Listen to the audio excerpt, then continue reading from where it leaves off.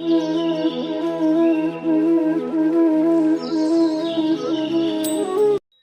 श्री चंडी कवचम्। ओम अस्य श्री चंडी कवचस्य ब्रह्मा ऋषिः अनुष्टुप् छन्दः चामुण्डा देवता अंगन्यासोक्तमातरो बीजं दिग्बन्धदेवतास्तत्त्वं श्रीजगदम्बा प्रीत्यर्थे पाठे विनियोगः। ओम नमश्चण्डिकायै। ओम मार्कण्डेयुवाच यद्गुह्यं परमं लोके सर्वरक्षाकरं नृणां यन्न कश्चिदाख्यातं तन्मे ब्रूहि पितामह। ब्रह्मोवाच अस्ति गुह्यतमं विप्र सर्वभूतोपकारकं देव्यास्तु कवचं पुण्यं तच्छृणुस्व महामुने। प्रथमं शैलपुत्रीति द्वितीयं ब्रह्मचारिणी तृतीयं चन्द्रघण्टेति कूष्माण्डेति चतुर्थकं पंचमं स्कन्दमातेति षष्ठं कात्यायनीति च सप्तमं कालरात्रिश्च महागौरीति चाष्टमं नवमं सिद्धिदात्री च नवदुर्गाः प्रकीर्तिताः। उक्तान्येतानि नामानि ब्रह्मणेव महात्मना अग्निना दह्यमानस्तु शत्रुमध्ये गतो रणे विषमे दुर्गे चैव भार्यातः शरणं गतः न तेषां जायते किञ्चिदशुभं रणसङ्कटे नापदं तस्य पश्यामि शोकदुःखभयं नहि।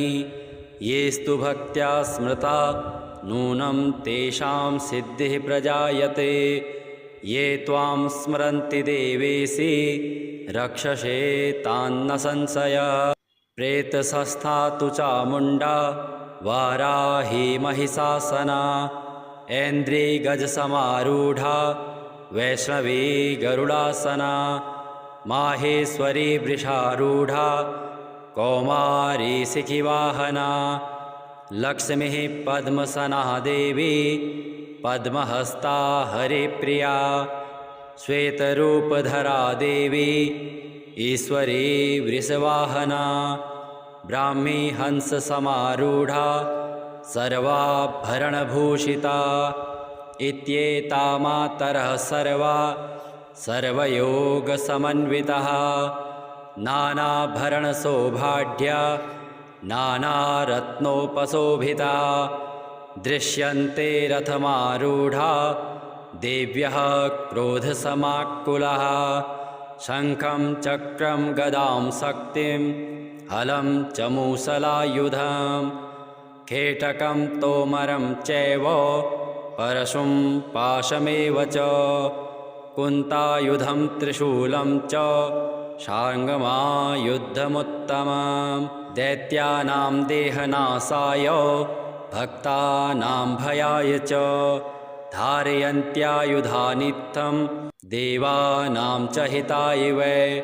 नमस्तेस्तु महारौद्रे महाघोरपराक्रमे महाबले महोत्साहे महाभयविनाशिनी त्राहि मां देवि दुष्प्रेक्षे शत्रूणां भयवर्धिनी प्राच्यां रक्षतु मामेन्द्रे आग्नेयामग्निदेवता दक्षिणे वर्तुवाराहि नैऋत्यां खड्गधारिणी प्रतीच्यां वारुणी रक्षेत् वायव्यां मृगवाहिनी उदीच्यां रक्षकौबेरी ईशान्यां शूलधारिणी ऊर्ध्वं ब्रह्माणि मे रक्षेत् तस्तात् वैष्णवी तथा एवं दश दिशो रक्षे चामुण्डा सौवाहना जया मे अग्रतस्तातु विजयः स्तातु पृष्ठतः अर्जिता वाम पार्श्वे तु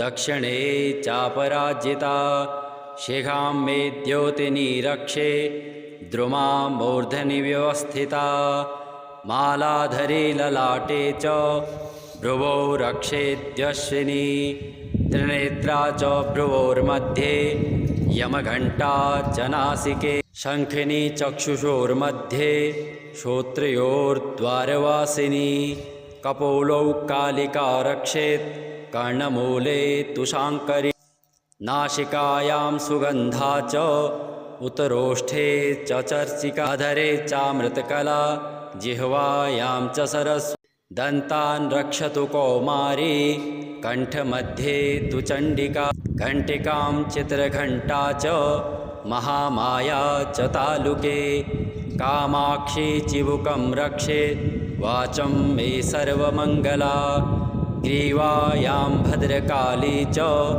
पृष्ठवंशे धनुर्धरी नीलग्रीवा बहिर्कण्ठे नलिकां नलकूबरी स्कन्धयो खड्गनी रक्षेत् बाहुं मे वज्रधारिणी हस्तयोर्दण्डनी रक्षेत् अम्बिका चाङ्गुलीस्तथा नखाञ्चुलेश्वरी रक्षेत् कुक्षौ रक्षेन्नलेश्वरी स्तनौ रक्षेन्महालक्ष्मीर्मनः शोकविनाशिनी हृदये ललिता देवी उदरे शूलधारिणी नाभौ मे कामिका रक्षेत् गुह्यं गुह्येश्वरी तथा पूतना कामिका मेढुं गुदे महिषवाहिनी कट्यां भगवती रक्षेत् जानुनी विन्ध्यवासिनी जङ्घे महाबला प्रोक्ता सर्वकामप्रदायिनी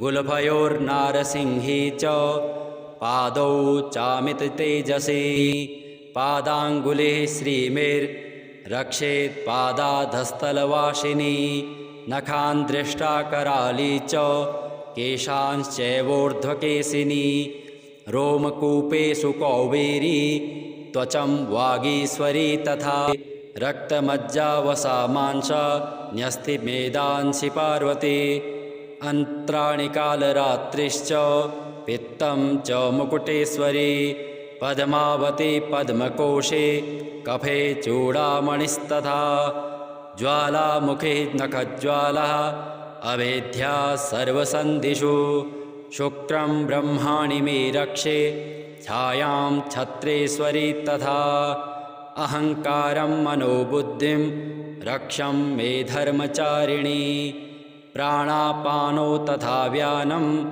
समानो दानमेव च वज्रहस्ता च मे रक्षेत् प्राणं कल्याणशोभना रसे रूपे च गन्धे च शब्दे स्पर्शे च योगिनी सत्वं रजस्तमश्चैव रक्षेन्नारायणी सदा आयुरक्षतु वाराही धर्मं रक्षतु वैष्णवी यशा कीर्तिं च लक्ष्मी च धनं विद्यां च चक्रिणी गोत्रमिन्द्राणि मे रक्षेत् पशून् मे रक्ष चण्डिके पुत्रान् रक्षेन्महालक्ष्मीर्भार्यां रक्षतु भैरवी पन्थानं सुपथा रक्षेन् मार्गं क्षेमकरी तथा राजद्वारे महालक्ष्मीर्विजया सर्वतः स्थिता रक्षाहीनं तु यत्स्थानं वर्जितं कवचेन तु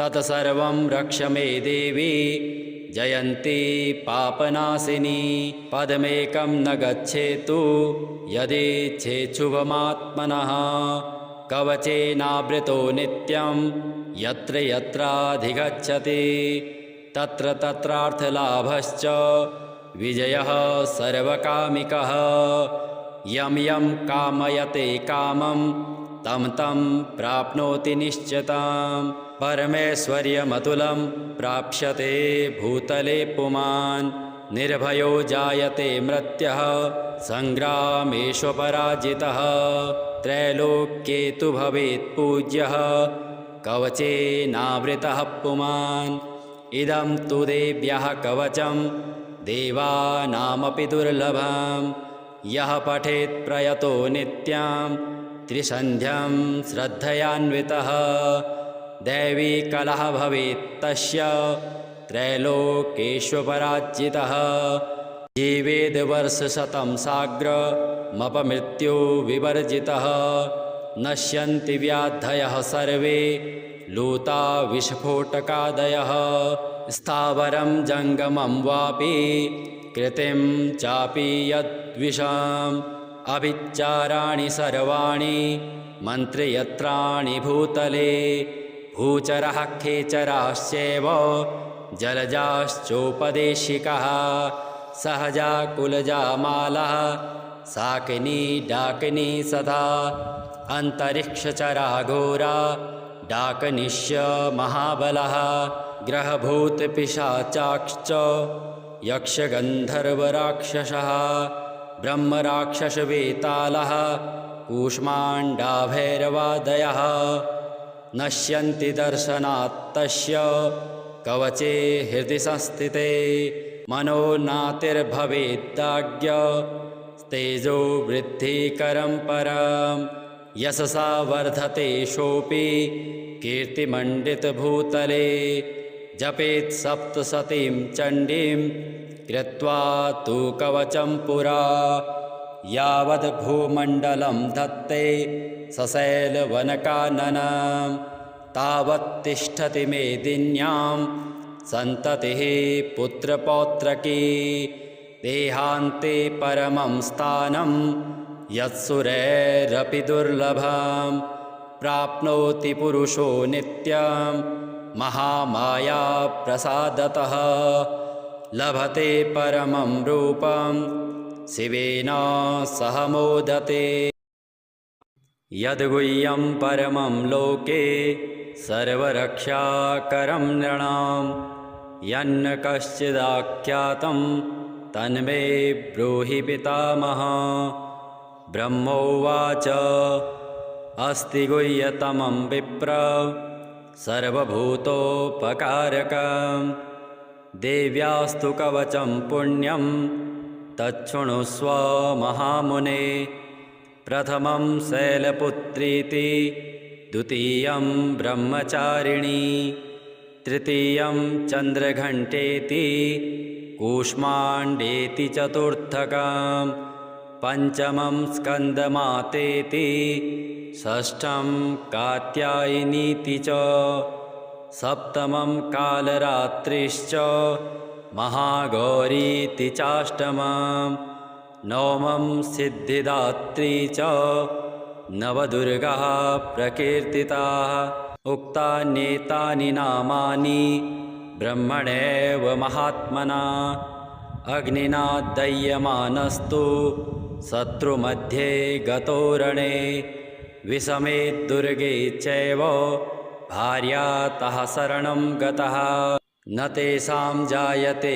किञ्चिदशुभं रणसङ्कटे नापदं तस्य पश्यामि शोकदुःखभयं नहि येस्तु भक्त्या स्मृता नूनं तेषां सिद्धिः प्रजायते ये त्वां स्मरन्ति देवेशि रक्षसे तान्न संशय प्रेतसंस्था तु चामुण्डा वाराही महिषासना ऐन्द्री गजसमारूढा वैष्णवी गरुडासना माहेश्वरी वृषारूढा कौमारी शिखिवाहना लक्ष्मीः पद्मसना देवी पद्महस्ता हरिप्रिया श्वेतरूपधरा देवी ईश्वरी वृषवाहना ब्राह्मी हंससमारूढा सर्वाभरणभूषिता इत्येता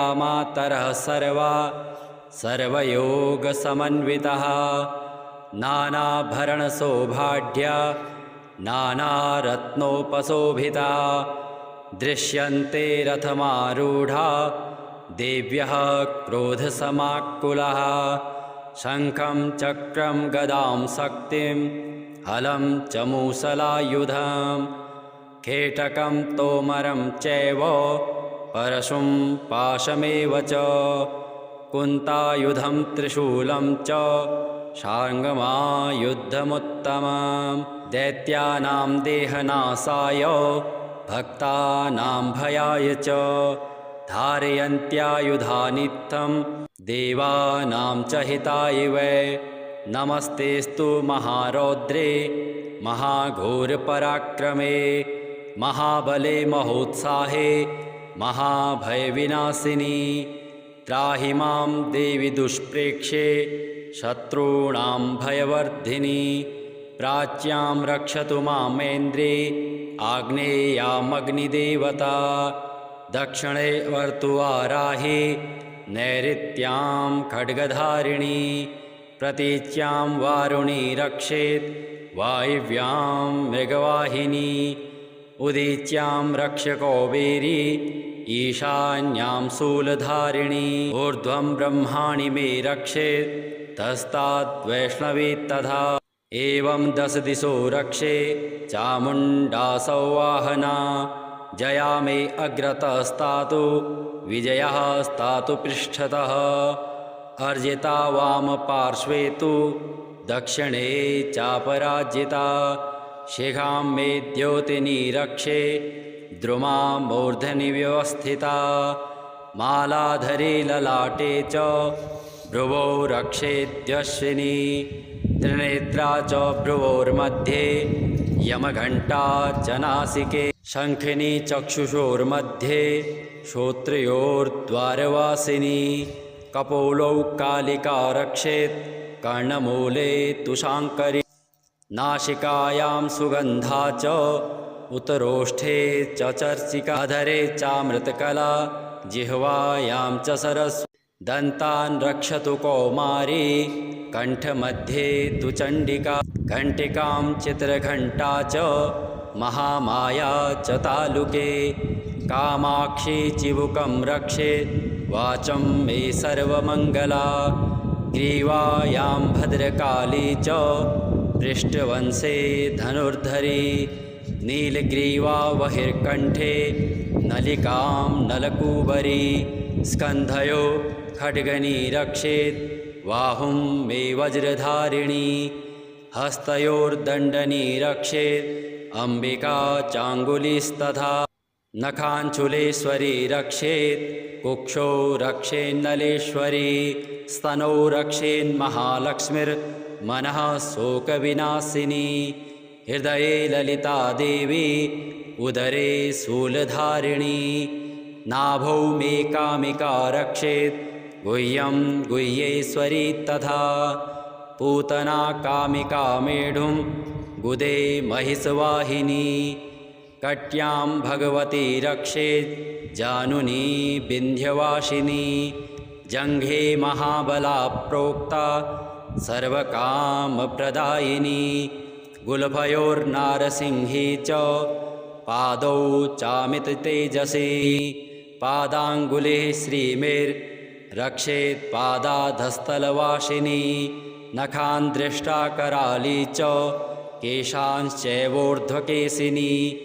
रोमकूपेषु कौबेरी त्वचं वागीश्वरी तथा। रक्तमज्जावसा मांसा न्यस्तिमेदांसि पार्वती। अन्त्राणि कालरात्रिश्च पित्तं च मुकुटेश्वरी। पद्मावती पद्मकोशे कफे चूडामणिस्तथा। ज्वालामुखे नखज्वालः अभेद्या सर्वसन्धिषु। शुक्रं ब्रह्माणि मे रक्षे छायां छत्रेश्वरी तथा। अहङ्कारं मनोबुद्धिं रक्षं मे धर्मचारिणी। प्राणापानो तथा व्यानं समानो दानमेव च। वज्रहस्ता च मे रक्षेत् प्राणं कल्याणशोभना। रसे रूपे च गन्धे च शब्दे स्पर्शे च योगिनी। सत्वं रजस्तमश्चैव रक्षेन्नारायणी सदा। आयुरक्षतु वाराही धर्मं रक्षतु वैष्णवी। यशः कीर्तिं च लक्ष्मी च धनं विद्यां च चक्रिणी। गोत्रमिन्द्राणि मे रक्षेत् पशून् मे रक्ष चण्डिके। पुत्रान् रक्षेन्महालक्ष्मीर्भार्यां रक्षतु भैरवी। पन्थानं सुपथा रक्षेन् मार्गं क्षेमकरीत् तथा राजद्वारे महालक्ष्मीर्विजया सर्वतः स्थिता रक्षाहीनं तु यत्स्थानं वर्जितं कवचेन तु तत्सर्वं रक्ष मे देवी जयन्ती पापनाशिनी पदमेकं न गच्छेतु यदीच्छेच्छुभमात्मनः कवचेनावृतो नित्यं यत्र यत्राधिगच्छति तत्र तत्रार्थलाभश्च विजयः सर्वकामिकः यं यं कामयते कामं तं तं प्राप्नोति निश्चितं परमेश्वर्यमतुलं प्राप्स्यते भूतले पुमान् निर्भयो जायते मृत्यः सङ्ग्रामेष्वपराजितः त्रैलोक्ये तु भवेत् पूज्यः कवचेनावृतः पुमान् इदं तु देव्यः कवचं देवानामपि दुर्लभं यः पठेत् प्रयतो नित्यं त्रिसन्ध्यं श्रद्धयान्वितः दैवी कलह भवेत् तस्य त्रैलोकेष्वपराजितः जीवेद् वर्षशतं साग्रमपमृत्यो विवर्जितः नश्यन्ति व्याधयः सर्वे लूता विस्फोटकादयः स्थावरं जङ्गमं वापि कृतिं चापि यद्विषम् अभिचाराणि सर्वाणि मन्त्रयत्राणि भूतले भूचरः खेचराश्चैव जलजाश्चोपदेशिकः सहजा कुलजा मालः साकिनी डाकिनी सदा अन्तरिक्षचरा घोरा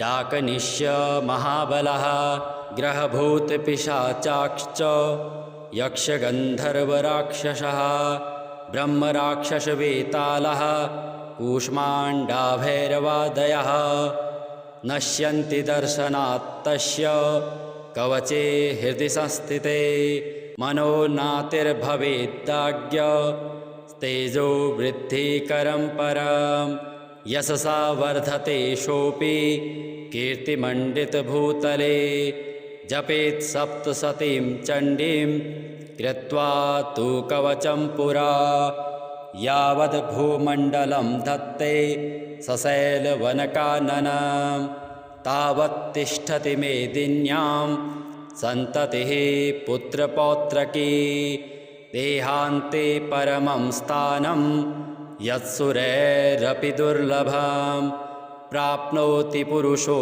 नित्यं महामाया प्रसादतः लभते परमं रूपं शिवेन सह मोदते।